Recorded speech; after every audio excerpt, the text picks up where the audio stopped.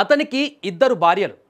కట్టుకున్న భార్యలే అతన్ని అత్యంత దారుణంగా హత్య చేసినటువంటి ఘటన నిజామాబాద్ జిల్లాలో చోటు చేసుకుంది.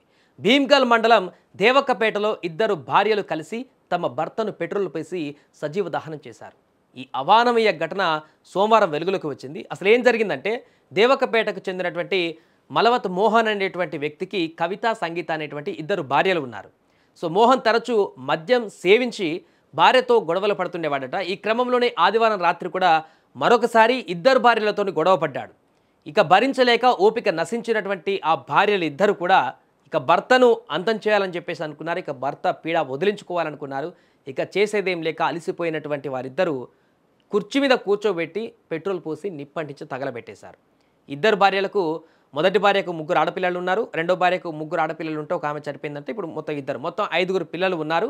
అతనికి ఇప్పుడు ఆ ఇద్దరు భార్యలు కలిసి భర్తను హత్య చేసినటువంటి ఘటన సంచలనంగా మారింది. ఈ ఘాతుకానికి పాల్పడినటువంటి అనంతరం నిందితులు ఇద్దరు కూడా అక్కడి నుంచి పారిపోయారు. మృతుడి సోదరుడు ఎవరైతే ఉన్నారో ఆయన ఇచ్చినటువంటి ఫిర్యాదు మేరకు పోలీసులు కేసు నమోదు చేసి దర్యాప్తు చేస్తున్నారు. గాలింపు చర్యలు కూడా చేపట్టారు. ఈ ఘటన స్థానికంగా ఒక్కసారిగా కలకలం రేపింది.